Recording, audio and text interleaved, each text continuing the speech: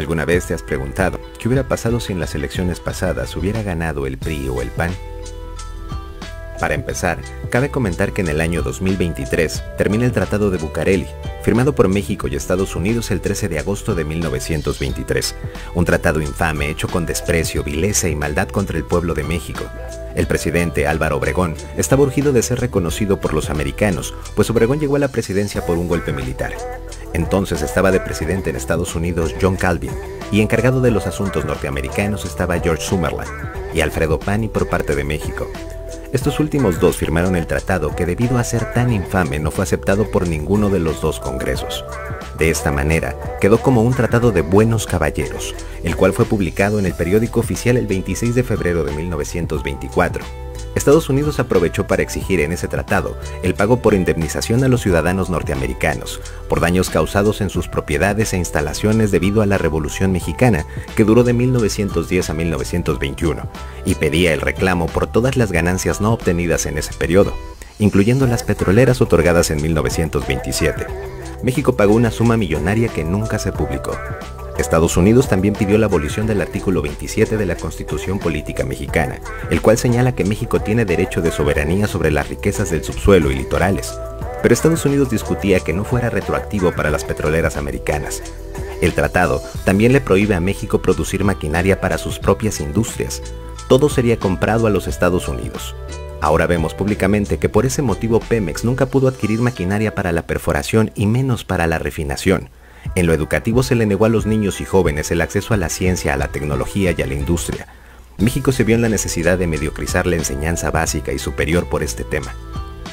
En ese entonces el rector Gabino Barrera intentó plasmar el positivismo científico de Augusto Comte, quien protestó a la Iglesia Católica y a los conservadores en el poder.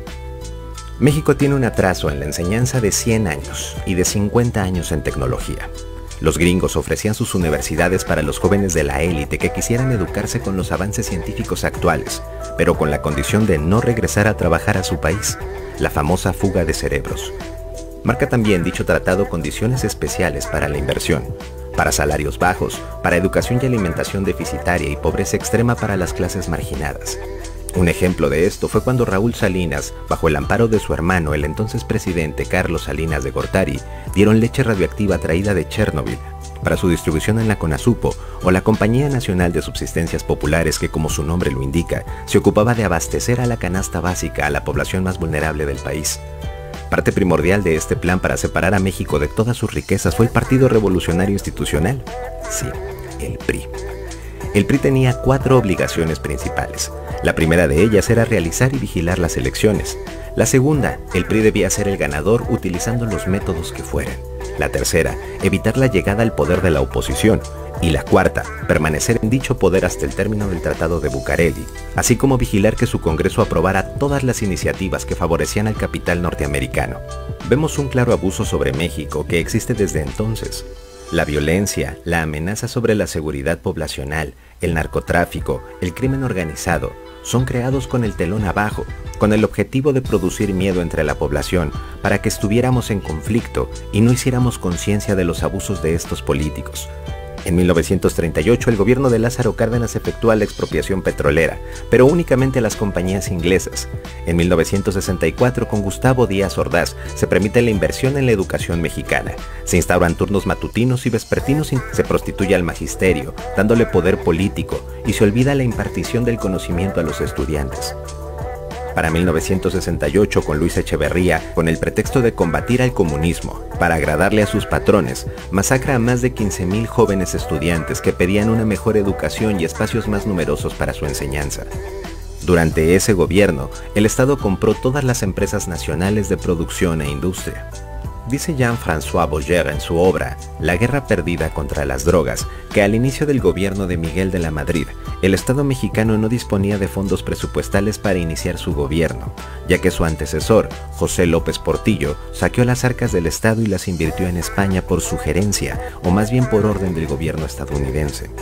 Se dice también que en ese tiempo los Estados Unidos le pidieron a Miguel de la Madrid que recuperara ingresos del narcotráfico, cobrándoles a los cárteles el 20% de toda la droga que ingresaran a los Estados Unidos, comandados por Rafael Caro Quintero, Ernesto Fonseca Carrillo y Miguel Ángel Félix Gallardo. Una aceptación totalmente inmoral del gobierno priista que expuso desde ese momento la seguridad y la integridad de los mexicanos.